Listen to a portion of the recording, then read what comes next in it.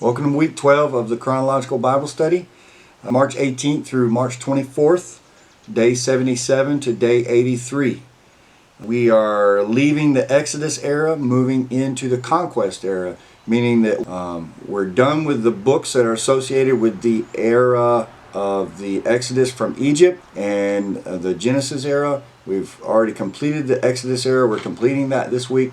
And then we're moving into the Conquest era, meaning the era where Joshua will lead the second generation of Israelites into the land of Canaan and will actually occupy it and take it over.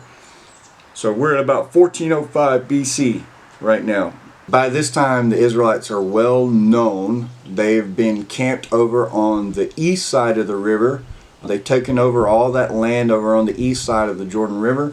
And by now, people on the western side of the river have already heard about them. They've heard how they've taken over all those cities and those lands, and now they're probably getting a little nervous about this gigantic army of 600,000 plus moving across the Jordan River and setting up camp there on the west side of the river. This week there was two battles. The first battle we studied, of course, was the Battle of Jericho. And then after that, they move over to Ai, spelled A-I. They moved over into Ai, and then they very smartly overtook that kingdom as well. So we'll get into it. But first, we're going to go in and finish off the book of Deuteronomy just with some more of those details that Moses gives us in the book of Deuteronomy, that maybe that he didn't give us all the details of in Leviticus and Numbers and Exodus. If you recall, back in Genesis, in the patriarch era, it seemed like there was a preference for the younger son several times over the older son. An example would be like the Abrahamic covenant passing through Isaac rather than passing through Ishmael, which Ishmael was the oldest son, Isaac was the younger son. And then again, we saw it with Jacob and Esau. Esau was the oldest son, Jacob was the youngest son, and the Abrahamic covenant passed through the youngest son rather than the oldest. We saw it again when Jacob is blessing the sons of Joseph, Ephraim and Manasseh. Jacob makes a point of blessing the youngest, Ephraim, over the oldest, Manasseh. We see that here in Deuteronomy 21, verse 15 through the 17, Moses puts this into law so that the oldest son retains his birthright, and the father can't give that birthright to the youngest son simply because he favored the mother of the younger son over the mother of the older, such as what happened with Leah and Rachel. Jacob really loved Rachel. He thought he was working this first 7 years for his uncle Laban to marry Rachel, and then when it came time to marry, his uncle Laban tricked him and gave him his daughter Leah. By Leah, he had many sons, but he always favored the sons that came from Rachel, Joseph and Benjamin. So, although the patriarch era focuses in on those instances, it focuses on them because the covenant, the Abrahamic covenant, passes through the youngest son, not because that's necessarily the standard during that time. So when we're reading the book of Genesis, sometimes we think, well, that's not fair, that Jacob tricked Esau out of his birthright and all that. And it wasn't because that was the norm. It was because those were very specific instances where the younger was chosen over the older. We can't negate the fact the thousands of other times that was occurring in that same era where the older son was given standing over the younger. So you see here in Deuteronomy 21 verse 15 that Moses puts it into the law. Here in verse 15 it says, "Suppose a man has two wives, but he loves one and not the other, such as when Jacob loved Rachel but not Leah." And we saw what kind of problem that caused as well. It created this whole competition between Rachel and Leah, and then they started trying to outdo each other with the number of sons that they can produce, and it was a very ugly affair. And both have given him sons. And suppose the firstborn son is the son of the wife he does not love. So this would be an example of like Reuben being the oldest son and being the son of Leah, which he didn't exactly favor her the way that he favored Rachel. When the man divides his inheritance, he may not give the larger inheritance to the younger son, the son of the wife he loves, as if he were the firstborn son. He must recognize the rights of his oldest son, the son of the wife he does not love, but giving him a double portion. He is the first son of his father's virility, and the rights of the firstborn belong to him. So it's not that Moses is saying that Jacob was wrong, or Abraham was wrong, or Isaac was wrong in this case. He's just saying that from now on, this will be the law. This will be the standard, and we're going to put it in writing. It's not to say that those instances where that happened in the patriarch era were mistakes. They weren't. It was divine favor given to those sons. Those things had to happen to bring about the event that we have now. So if Jacob hadn't have been the favored son and Esau was, there wouldn't have been no Israel that went into Egypt. They would have been in the land of Edom, where Esau settled, and they wouldn't have been who they ended up being. There would be no 12 tribes of Israel. There wouldn't be any of that. So those things had to happen so that the 12 tribes of Israel could come about, and so that they could have this now 600,000 plus of devout Israelites to march into the land of Canaan to take it over, to fulfill the promise that God made to Abraham way back. And then in Deuteronomy 21, there was an interesting thing there, verses 22 through the end of the chapter. He says, if someone has committed a crime worthy of death and is executed and hung on a tree, this can also be translated as impaled on a pole. This was a practice of public execution back in the day. In those days, they would impale people, usually bottom to top, impale them on a pole in a public testament of the punishment of what they've done wrong, to keep people from repeating those actions. Somebody would come along and be like, "Whoa, that's really grotesque. Why is this happening to this person?"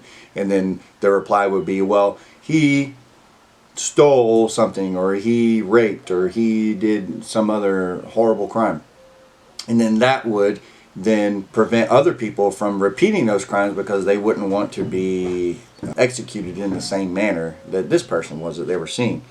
It says, the body must not remain hanging from the tree overnight. This is part of the Mosaic law. You must bury the body that same day, for anyone who is hung is cursed in the sight of God. And in this way you will prevent the defilement of the land of the Lord your God is giving you as your special possession. He goes through some other regulations that he talked about, like men not wearing women's clothing, women not wearing men's clothing, what you need to do when you build a house, some rules about marriage and sexual purity. Later on in Deuteronomy 23, he says, no Ammonite or Moabite, remember these are descendants of Lot and his daughters, Ammon and Moab, some of the people that they just conquered when they were conquering the lands over on the east side of the river. Says, no Ammonite or Moabite or any of their descendants for 10 generations may be admitted to the assembly of the Lord. These nations did not welcome you with food and water when you came out of Egypt. Instead, they hired Balaam to curse you. But the Lord your God refused to listen to Balaam. He turned the intended curse into a blessing because the Lord your God loves you. So that goes back to our story that we had in Numbers about Balaam and the talking donkey and all that. So it says, as long as you live, you must never promote the welfare and prosperity of the Ammonites or Moabites. It says, however, verse 7, do not detest the Edomites or the Egyptians, because the Edomites are your relatives. They're the descendants of Esau. So the Israelites are the descendants of Jacob, and the Edomites are the descendants of Jacob's brother Esau. They're your relatives, and you lived as foreigners among the Egyptians. The third generation of Edomites and Egyptians may enter the assembly of the Lord.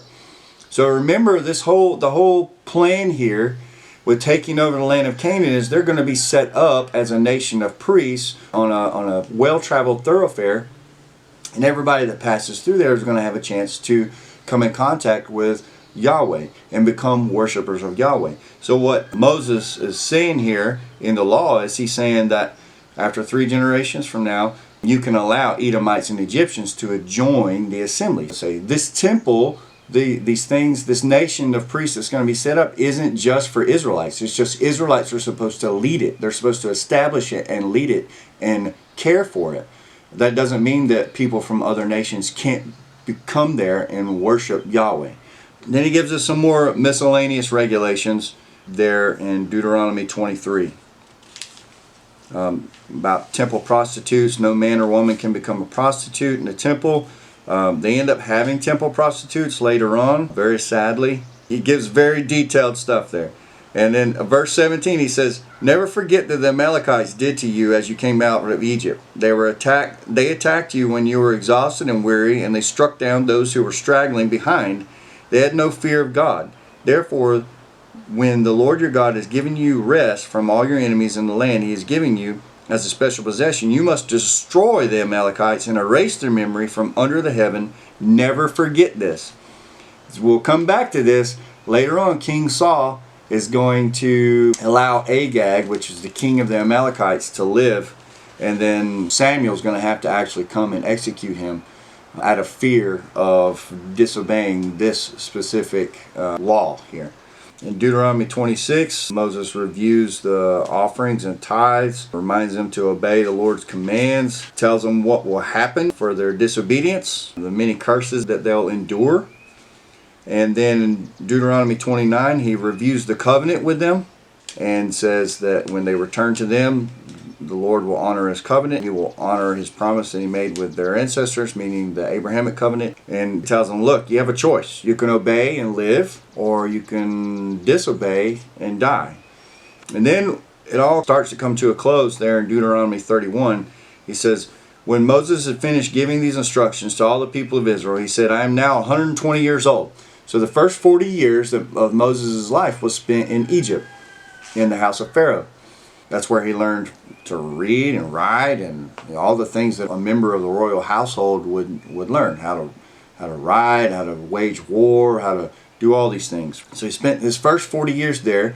The next 40 years after he killed that Egyptian soldier, he escaped into the deserts of Midian, where he got married, and he spent 40 years over there. And then after the end of that 40-year period, where he was herding sheep in the desert, over in Midian, out with his sheep in the Sinai, God spoke to Moses through the burning bush. And at that point he left and started the next 40 years of his life, which was bringing the Israelites out of Egypt, and then the whole wandering in the desert. And now he's here at 120 years old. He's here at the end of his life and not able to enter into the land of Canaan, where he's been leading these people all this time. So he says, I'm no longer able to lead you. The Lord has told me you will not cross the Jordan River, but the Lord your God himself will cross over ahead of you. He will destroy the nations living there, and you will take possession of their land. Joshua will lead you across the river, just as the Lord promised. The Lord will destroy the nations living in the land, just as he destroyed Sihon and Og. Those are the kings of the Amorites that were on the east side of the river. The Lord will hand over to you the people who live there, and you must deal with them as I have commanded you. So be strong and courageous. Do not be afraid, and do not panic before them. For the Lord your God will personally go ahead of you. He will neither fail you nor abandon you. Then Moses called for Joshua, and all of Israel watched. He said to him, be strong and courageous, for you will lead these people into the land the Lord swore to their ancestors he would give them. You are the one who will divide it among them as their grants of land. So not only will Joshua lead them in their waging war and conquering the land, he's also going to be the one that divides up the land. Do not be afraid or discouraged, for the Lord personally will go ahead of you. He will be with you. He will neither fail you nor abandon you. Verse 9 says, so Moses wrote this entire body of instruction in a book and gave it to the priests who carried the ark of the Lord's covenant. So these are the Kohathites we learned back in Exodus and Numbers. These are Kohathites who actually carry the ark of the Lord's covenant. And remember, they're not allowed to use wagons like the other two clans of the Levites. So these are Kohathites, which is the same clan that Moses and Aaron come from, and to the elders of Israel. So he gave the book to in charge of the Kohathites and the leaders, the elders of Israel. Then Moses gave them this command. He says, at the end of every 7th year, the year of release, during the festival of shelters, you must read this book of instruction to all the people of Israel when they assemble before the Lord your God at the place he chooses. Remember, he's talking about the Lord will choose a place for the Israelites to worship him. Call them all together, men, women, children, and the foreigners living in your towns, meaning people that aren't Israelites, what they call foreigners, so they may hear this book of instruction and learn to fear the Lord your God and carefully obey all the terms of these instructions. Do this so that your children who have not known these instructions will hear them and will learn to fear the Lord your God. Do this as long as you live in the land you are crossing the Jordan to occupy. When they actually get a king, the king is supposed to transcribe by hand in the presence of Levitical priests a copy of the law, and he's supposed to carry that copy of the law with him at all times, and he's supposed to read it daily. That's what the king's supposed to do. And then every 7 years, the priests are supposed to get together with all the tribes of Israel, and they're supposed to read the law out loud in the presence, so every Sabbath year. And in between all that, they've got all the sacrifices they have to do for different things, different festivals they have to observe. So this whole society evolves around the worship of God and the remembrance of God being at their center, just like we should be today. He should be at the center of everything we do. The center of every thought, the center of every action, the center of every conversation that we have. God should be amongst everything. And we should make sure he was there, and a constant reminder of it. And it goes back to kind of what we were talking about last week with general revelation. You know, when you look at the trees, we tend to nowadays, we say, I'm looking at some trees right now. When you look at the trees or you see the wind blowing, you tend to think nowadays, you tend to think things on a scientific level. Like, oh, okay, well, the trees are blooming, it's spring, and that means that, you know, the chemical reactions are happening, and the sun is warming the earth, and things are blooming, because that's how nature works. But we should be looking at it and saying, okay, the Lord has created this. This is a reflection of his goodness. That's how we should be viewing the things around us, and that's that general revelation we talked about last week, which we're held accountable for also. Or we are without excuse, even with the general revelation. So then, Deuteronomy 31, verse 14 through 29, Moses and Joshua, they go to the tabernacle. And this is the actual transaction that's going to take place, where Joshua takes over from Moses' spot, and then they get some news. So I'll read in verse 14. It says, the Lord said to Moses, the time has come for you to die. He tells Moses, call Joshua and present yourselves at the tabernacle, so that I may commission him there.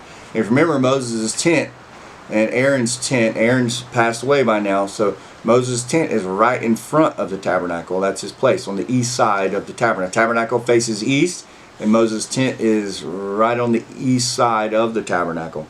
So Moses and Joshua went and presented themselves at the tabernacle, and the Lord appeared to them in a pillar of cloud and stood at the entrance of the sacred tent. And the Lord said to Moses, you're about to die and join your ancestors. After you are gone, these people will begin to worship foreign gods, the gods of the land where they are going. And you can imagine being Moses now, this 40-year journey that he's had with these people, and he's gone to the Lord several times, pleading with the Lord, you know, don't destroy them. The Egyptians will just think that you brought them out of slavery just to destroy them in the desert. He's pleaded with them. He's cared for them. He loves these people, and he knows they're not perfect, but he loves them anyway. The Lord's telling him what's going to happen when he gets there, and he gets some bad news. Like they're going to go back to doing what their flesh leads them to do. Their sinful nature leads them to do. They will abandon me and break my covenant that I have made with them. That's meaning the Mosaic covenant. They're going to break the Mosaic, because the Abrahamic covenant can't be broken. That was made by God with Abraham. That can't be broken. But the Mosaic covenant can be broken. That was made with the people of Israel. They will break my covenant that I have made with them. Then my anger will blaze forth against them. I will abandon them, hiding my face from them, and they will be devoured. Terrible trouble will come down on them, and on that day they will say, these disasters have come down on us because God is no longer among us. At that time I will hide my face from them on account of all the evil they commit by worshiping other gods. So write down these words of this song and teach it to the people of Israel. Help them to learn it, so it may serve as a witness for me against them. For I will bring them into the land I swore to give their ancestors, a land flowing with milk and honey. there they will become prosperous, eat all the food they want, and become fat. But they will begin to worship other gods. They will despise me and break my covenant. And when great disasters come down on them, this song will stand as evidence against them. For it will never be forgotten by their descendants. I know the intentions of these people. Even now, before they have entered the land I swore to give them. So that very day, Moses wrote down the words of the song, taught it to the Israelites. Then the Lord commissioned Joshua, son of Nun, with these words. Be strong and courageous, for you must bring the people of Israel into the land I swore to give them. I will be with you. You can't only think about how Moses would be affected here with all the trials he's gone through in the 120 years of his life to get to this point, and then being told that they're going to worship other gods and fall away anyway. But now think about Joshua, who still has all these battles ahead of him. He has these people that he's responsible for and lead, and he still has to do it. Even though he knows later, after they're comfortable in the land, they're going to turn away from the God that they're now serving, who is now fighting the wars for them. So this had to be pretty discouraging to Joshua as well. But notice that neither one of them bat an eye. Moses knows he's not going to enter the land where he's been going for the last 40 years. And he knows he's going to go up on Mount Nebo and he's going to die. And he still obeys. He still obeys God. And notice that Joshua now knows that he has to fight and conquer a land with a people, for a people who will only turn away from the God that they're serving later on. And yet they still obey God. In verse 24 it says, when Moses finished writing this entire body of instruction, he gave the command to the Levites who carried the ark of the Lord's covenant, take this book of instruction, place it beside the ark of the covenant of the Lord your God, so it may remain there as a witness against the people of Israel. So this book of law, Genesis, Exodus, Leviticus, Numbers, Deuteronomy, the Torah, is going to be laid beside the ark of the covenant in the Holy of Holies, right, as a testament. In verse 27, for I know how rebellious and stubborn you are. Even now, while I am still alive and am here with you, you have rebelled against the Lord. How much more rebellious will you be after my death? Now summon all the elders and officials of your tribe, so that I speak to them directly and call heaven and earth to witness against them. I know that after my death you will become utterly corrupt and will turn from the way I have commanded you to follow. In the days to come, disaster will come down on you, for you will do what is evil in the Lord's sight, making him angry with your actions. And then he teaches them this song that's there in Deuteronomy 31. And notice the song isn't a song of warning or condemnation. The song is about the Lord's blessing. And this song is supposed to serve as a reminder to the people, and it's taught in this song way, in a way easy to remember, so that all the people, the descendants of these people here, they will know this song and they will know the blessings that God can bestow on them. And when they're experiencing the turmoil caused by their actions, caused by their disobedience, they will then remember the blessings they could have rather than the things that they're experiencing. They're supposed to serve as a testament to God. Then the end of that chapter, verse 44, it says, so Moses came with Joshua, son of Nun, and recited all the words of the song to the people. When Moses had finished reciting all these words to the people of Israel, he added, take to heart all the words of warning I have given you today. Pass them on as a command to your children, so they will obey every word of those instructions. These instructions are not empty words. They are your life. By obeying them, you will enjoy a long life in the land you will occupy when you cross over the Jordan River. That same day, the Lord came to Moses and said, go to Moab, to the mountains east of the river, and climb Mount Nebo, which is across from Jericho. Look out across the land of Canaan, the land I am giving to the people of Israel as their own special possession. Then you will die there on the mountain. You will join your ancestors, just as Aaron, your brother, died on Mount Hor and joined his ancestors. For both of you betrayed me with the Israelites at the waters of Meribah and Kadesh and the wilderness of Zin. Remember how devout, how much of a good follower Moses was, but he made that one mistake. Instead of speaking to the rock, he struck the rock twice. And now, that, like we said several weeks ago, that seems very unfair to us. In our flesh, it seems very unfair. Moses led the people. He obeyed. He did what he was told. He was a close follower of God. He spoke to God personally. But because of all those things, because of that high level of revelation that Moses experienced, he was held to a much higher standard than everyone else. That goes back to our verse in Luke that we read several weeks ago. The more revelation you have, the more that you follow God, the higher responsibility you have, the more you're held accountable for things. And that reminds me of a verse later on in 1 Timothy that tells us that pastors or overseers are held to a much higher standard than everyone else. By God, they're held to a higher standard. And this is because they have much more knowledge about God than the regular churchgoer, the regular layman.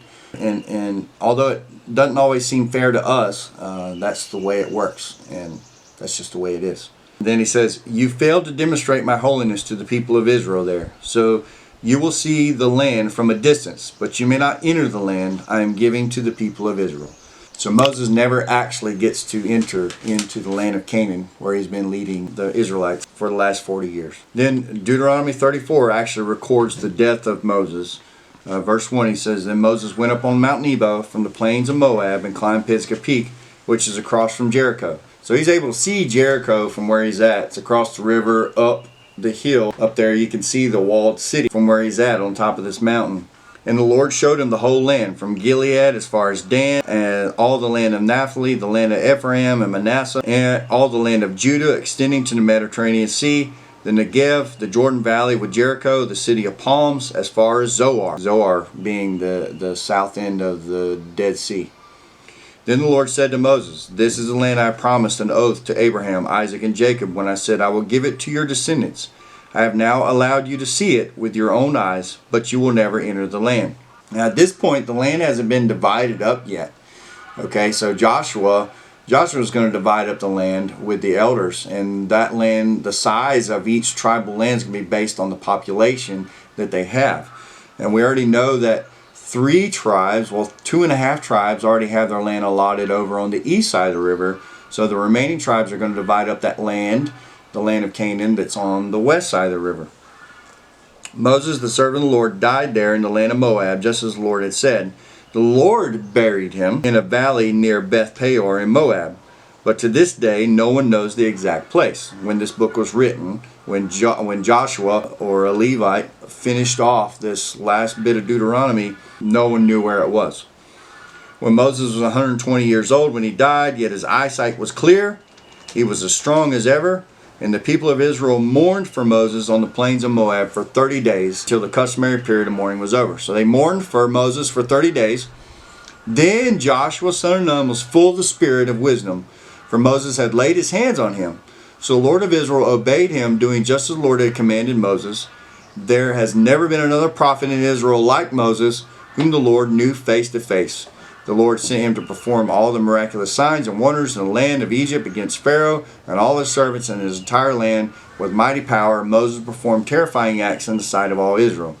Later on, Jesus will make a similar statement about John the Baptist. He'll say there's never been a prophet like John the Baptist. And then we get into the book of Joshua. The Lord charges Joshua. He says, after the death of Moses, the Lord's servant, the Lord spoke to Joshua, son of Nun, Moses' assistant, and he said, Moses, my servant, is dead. Therefore, the time has come for you to lead these people, the Israelites, across the Jordan River into the land I'm giving them. I promise you what I promised Moses. Wherever you set foot, you will be on the land I've given you. From the Negev wilderness in the south to the Lebanon mountains in the north, from the Euphrates River in the east to the Mediterranean Sea in the west, including all the land of Hittites. And we looked at that map last week about that land that they're going to be conquering. No one will be able to stand against you as long as you live. For I will be with you as I was with Moses. I will not fail you or abandon you. Be strong and courageous. Joshua has told this several times. For you are the one who will lead these people to possess all the land I swore to their ancestors I would give them. Be strong and very courageous, he tells them again. Be careful to obey all the instructions Moses gave you. Do not deviate from them, turning either to the right or the left. Then you will be successful in everything you do. Study this book of instruction continually. Meditate on it day and night, so you will be sure to obey everything written in it. Only then will you prosper and succeed in all you do. This is my command. Be strong and courageous. He tells them again. Do not be afraid or discouraged, for the Lord your God is with you wherever you go. And this is an interesting point. Now, we have the Sea of Galilee up here at the top, okay? And then you have the Jordan River that runs down south out of there, and we'll call this the Dead Sea. Okay? Down there. They are over here on the plains of Moab, just north of the Dead Sea.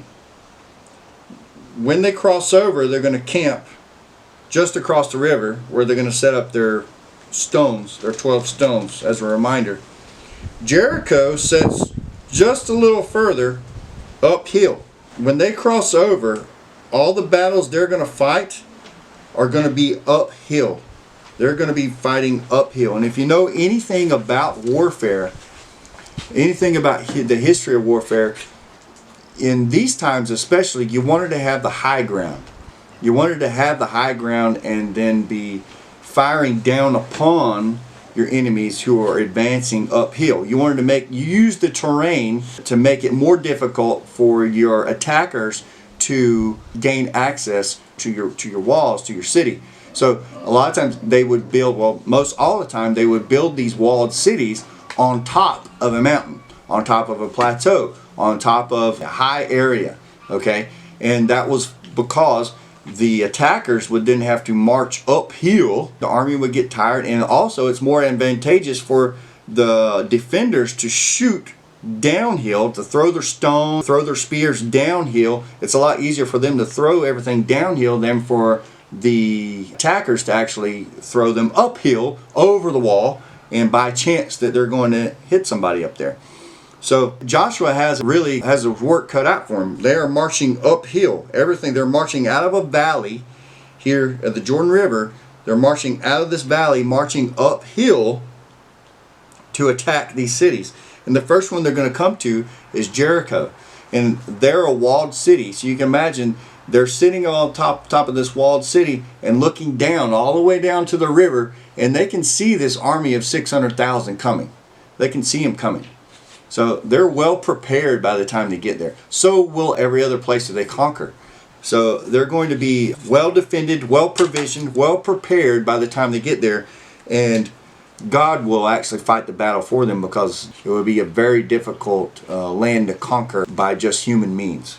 In Joshua chapter 2 it says, Then Joshua secretly sent out 2 spies from the Israelite camp at Acacia Grove. He instructed them, scout out the land on the other side of the Jordan River. So they haven't crossed the Jordan River now. And he sends spies out across. They said, especially around Jericho. So the 2 men set out and came to the house of a prostitute named Rahab and stayed there that night. But someone told the king of Jericho, some Israelites have come there tonight to spy out the land. So the king of Jericho sent orders to Rahab, bring out the men who have come into your house, for they have come here to spy out the whole land. So word got around that Rahab's got these spies in her house. Rahab had hidden the 2 men, but she replied, Yes, the men were here earlier, but I didn't know where they were from. They left the town at dusk as the gates were about to close. I don't know where they went. If you hurry, you can probably catch up with them. Actually, she had taken them up to the roof and hidden them beneath the bundles of flax she had laid out on her roof. So the king's men went looking for the spies along the road leading back down towards the Jordan River. So they're going downhill, down towards the Jordan River. They were able to see everything along the way. And before the spies went to sleep that night, Rahab went up on the roof and talked to them. I know the Lord has given you this land. So Rahab already knows this. She told them, we are all afraid of you. So everyone's afraid of this army that's marching, because they overtook the people on the other side of the river so easily. Everyone in the land is living in terror, for we have heard how the Lord made a dry path for you through the Red Sea when you left Egypt.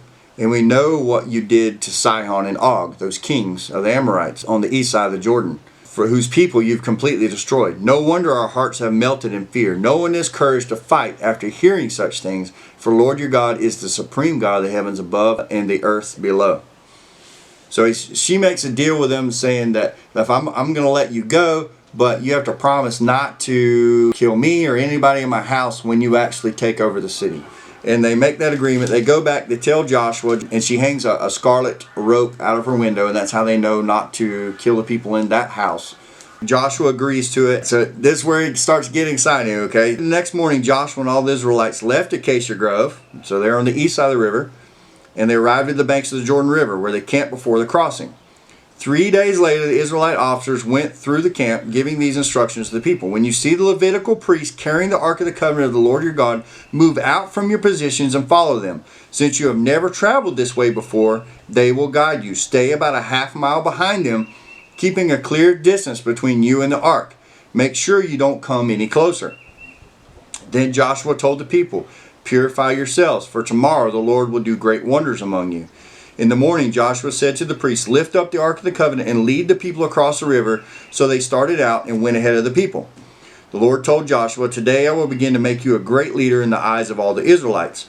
They will know that I am with you, just as I was with Moses. Give this command to the priests who carry the Ark of the Covenant. When you reach the banks of the Jordan River, take a few steps into the river and stop there. So Joshua told the Israelites, come and listen to what the Lord God says. Today you will know the living God is among you. He will surely drive out the Canaanites, Hittites, Hivites, Perizzites, Girgashites, Amorites, and Jebusites ahead of you. Look, the Ark of the Covenant, which belongs to the Lord of the whole earth, will lead you across the Jordan River.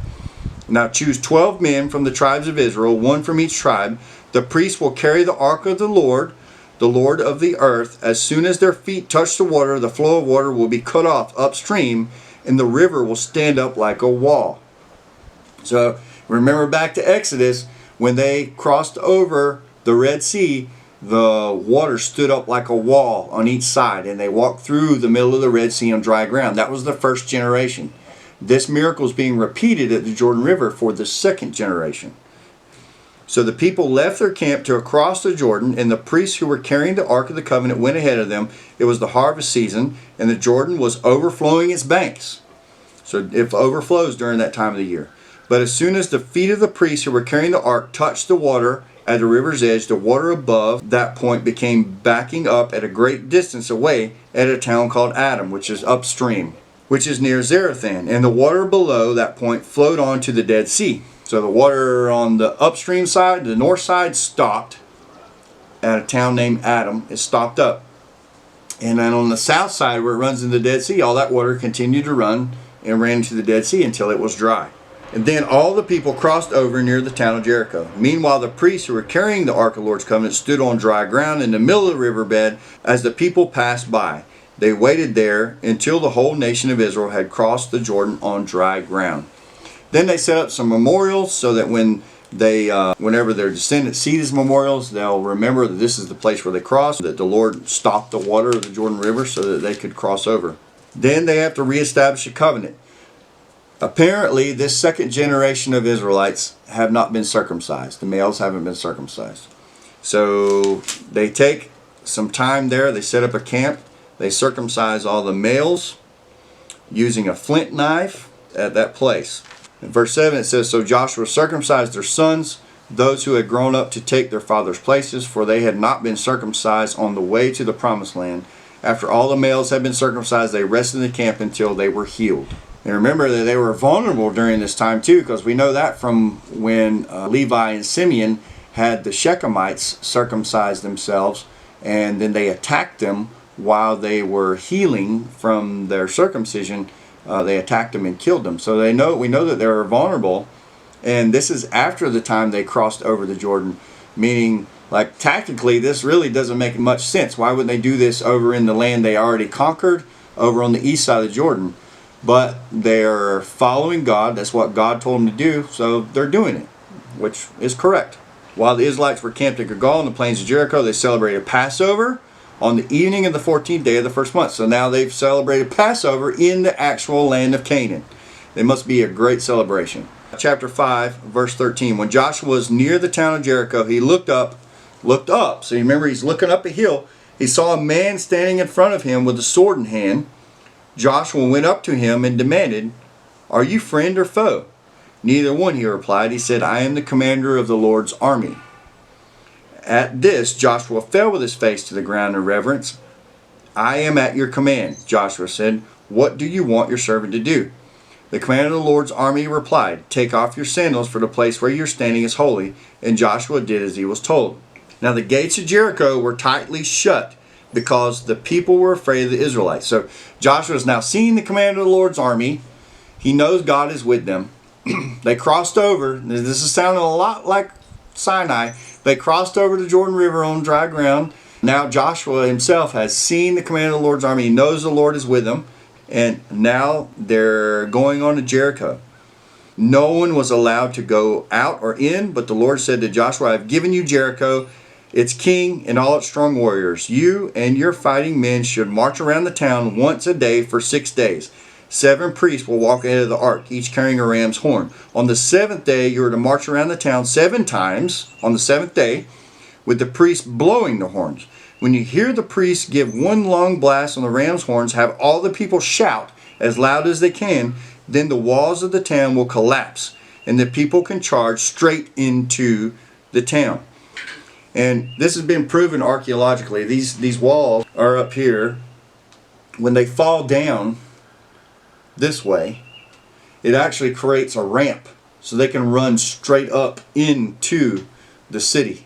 So what used to be a defense to keep them out now becomes a way for them to march right up into the city and overtake it. So this eventually happens. They obey. It happens. They go in, they conquer Jericho, and they keep their promise. They save Rahab and her family. It says, "Jericho and everything in it must be completely destroyed as an offering to the Lord. Only Rahab the prostitute and the others in her house will be spared, for she protected our spies." Verse 22 says, "Meanwhile Joshua said to the spies, 'Keep your promise, go to the prostitute's house and bring her out, along with all her family.' The men who had been spies went in and brought out Rahab, her father, mother, brothers, and all other relatives who were with her. They moved her whole family to a safe place near the camp of Israel." So back down the hill near the river, closer to the river where their camp was. "Then the Israelites burned the town and everything in it. Only the things made from the silver, gold, bronze, and iron were kept for the treasure of the Lord's house. Joshua spared Rahab the prostitute and her relatives who were with her in the house, because she had hidden the spies Joshua sent into Jericho. And she lives among the Israelites to this day." So when this book was written, she still lived among them. At that time, Joshua invoked a curse. And this is important. "May the curse of the Lord fall on anyone who tries to rebuild the town of Jericho. At the cost of his firstborn son, he will lay its foundation. At the cost of his youngest son, he will set up its gates." So the Lord was with Joshua, and his reputation spread throughout the land. We'll see this curse that Joshua makes on anybody who tries to rebuild the city of Jericho. We'll see this curse come to fruition when it is attempted to be rebuilt later on. Then we have the Battle of Ai, an ingenious battle. This is Joshua chapter 7. "But Israel violated the instructions about the things set apart for the Lord." Remember, he told them not to keep anything. Only keep those things that go in the temple treasury, and Rahab the prostitute and her family. "A man named Achan had stolen some of those things, and he took them back to his tent, and he dug a hole and buried them under the ground. Joshua sent some of his men from Jericho to spy out the town of Ai, which is the next little kingdom up in the hills. So they're still marching uphill. It was east of Bethel, near Beth Aven. When they returned, they told Joshua, "There's no need for us to all go up there. It won't take more than 2,000 or 3,000 men to attack Ai." Remember, they got 600,000 soldiers, right? So they're like, just send 2,000 or 3,000. It's not even going to be, it's a speed bump. "Since there were so few of them, don't make all your people struggle to go up there." So they're saying, there's no use in moving our entire camp with all 600,000 up there to take over this little teeny tiny city. It can be easily taken over with 3,000 warriors. So verse 4, "So approximately 3,000 warriors went, but they were soundly defeated. The men of Ai chased the Israelites from the town gate as far as the quarries, and they killed about 36 who were retreating down the slope. The Israelites were paralyzed with fear at this turn of events, and their courage melted away. So Joshua and the elders tore their clothes in dismay. They threw dust on their heads and bowed their face down to the ground before the ark of the Lord until evening. And then Joshua cried out, 'O sovereign Lord, why did you bring us across the Jordan River if you're going to let the Amorites kill us?' If only we had been content to stay on the other side. It kind of sounds like the first generation of Israelites. If only we had been able to stay in Egypt as slaves, we would not be starving in the desert. If only we had been content to stay on the other side. Lord, what can I say now that Israel has fled from its enemies? For when the Canaanites and all the other people living in the land hear about it, they will surround us and wipe our name off the face of the earth. Remember, all the enemies have the high ground, those kingdoms. They could easily just surround them. And then what will happen to the honor of your great name? The Lord said to Joshua, "Get up!" Exclamation point. Why are you lying on your face like this? Israel has sinned and broken my covenant. They have stolen some of the things I have commanded must be set apart for me. And they have not only stolen them, but have lied about it and hidden the things among their belongings. That is why the Israelites are running from their enemies in defeat. For now Israel itself has been set apart for destruction. I will not remain with you any longer unless you destroy the things among you that were set apart for destruction. He says, "Get up!" Exclamation point. Verse 13. Command the people to purify themselves in preparation for tomorrow, for this is what the Lord, the God of Israel, says.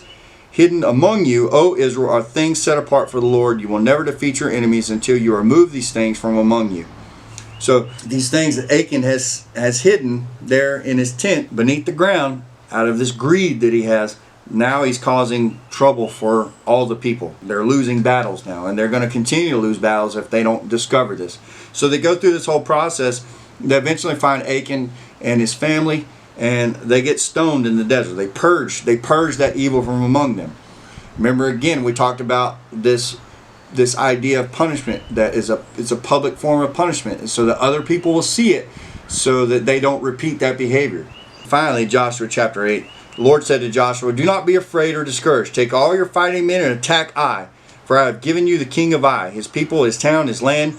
You will destroy them as you destroyed Jericho and its king, but this time you may keep the plunder of the livestock for yourselves. Set an ambush behind the town." So Joshua and all the fighting men set out to attack Ai. Joshua chose 30,000 of his best warriors, so they went a lot more prepared this time. Sent them out at night with these orders: hide in ambush close behind the town and be ready for action. When our main army attacks, the men of Ai will come out to fight as they did before. We will run away from them. We will let them chase us until we have drawn them away from the town. So they're going to march up close enough, and those men that are in the city, the soldiers in the city, are going to see them out there, and they're going to open the gates, and they're going to run after them. And then the Israelites are going to turn around and run from them just as they did before. And it's going to pull all those men that are being the defenders of the city out of the city. Meanwhile, the other force is going to ransack the city while those defenders are gone. Then when those defenders turn around and they see that the city is being ransacked and the fire's burning, the smoke is billowing up from the city, they're going to try to go back to the city. And then the people that they were chasing is going to turn around, and now these defenders are going to come out of the city, and now the attackers are going to come out of the city, and the defenders of the city are now going to be trapped between people that have already conquered their city, that are coming down the hill, and people that are coming up the hill. Between them, they're going to be trapped between those two forces and eliminated. And that's exactly what happens. All right. So then the Lord's covenant is renewed with the people. They take a moment, they review the law. It says verse 33 of chapter 8, all the Israelites, foreigners and native born alike, along with the elders, officers, judges, were divided into two groups. One group stood on front of Mount Gerizim, the other on Mount Ebal. Each group faced the other, and between them stood the Levitical priest carrying the ark of the Lord's covenant. This was all done according to the command that Moses, the servant of the Lord, had previously given for blessing the people of Israel. That's back in the last couple chapters of Deuteronomy. Joshua then read to them all the blessings and curses Moses had written in the book of instruction, meaning the book of Deuteronomy. Every word of every command that Moses had ever given was read to the entire assembly of Israel, that meaning the entire law was read, including the women and children and the foreigners who lived among them. So all the people heard the law again at this point. Now, a key piece of that information was when you take over the land that the Lord has given you, you don't make treaties with those people. And that's exactly what happens in chapter 9. A tribe called the Gibeonites. They make it seem as if they traveled from very far to make a peace treaty with them. but they're deceiving them because they actually live like really close to right where they're at. These Gibeonites come up with the plan that if they can trick the Israelites into making a treaty, they'll have to honor that treaty. And Joshua unknowingly makes a treaty with people that are in the land of Canaan because these people lie and say that they're from a very far distant land. So out of this whole thing, Joshua ends up making a treaty with the Gibeonites after he's been deceived. But out of that treaty, yes, they don't destroy them like they destroy the rest of the Canaanite people, but these people become their slaves after that. They become their water carriers and woodcutters. The important part of that whole Gibeonite passage is this portion right here. Verse 14, it says, the Israelites examined their food, which was really old. They took a bunch of old food, moldy food, and brought it with them to make it seem like they had traveled really far away. But they did not consult the Lord. So the Israelites looked at the food, they looked at the evidence with their own eyes, but they didn't take a moment to consult the Lord. Then Joshua made a peace treaty with them and guaranteed their safety. And the leaders of the community ratified their agreement with a binding oath. So they made an oath. And we've been learning about oaths and how important they are. You don't make an oath that you're not going to honor. Because if you break an oath, that's like you're breaking the promise made before God, basically, in the presence of God. So you don't do that. So they can't break the oath at this point, but they can enslave the people. And that's what ends up happening there at the end of this week's reading. So next week we're going to continue this battle and this journey on into conquering the promised land. And you're going to see how great of a leader that Joshua is, and how devout he is in his following after God. But even this one little instance here, we see that he forgot to consult the Lord. You'll see this happen a few times through the Bible where men make decisions real quick with the evidence in front of them and don't consult the Lord when they should have, and it leads to less than desirable conditions for the people around them. So consult the Lord today. Before you go do anything, before you go do something today, don't be like Joshua with his dealings with the Gibeonites. Consult the Lord before you make a decision, before you make any kind of judgment. So this week's been a great week. Let's carry on. We'll see you next week as we continue conquering the promised land.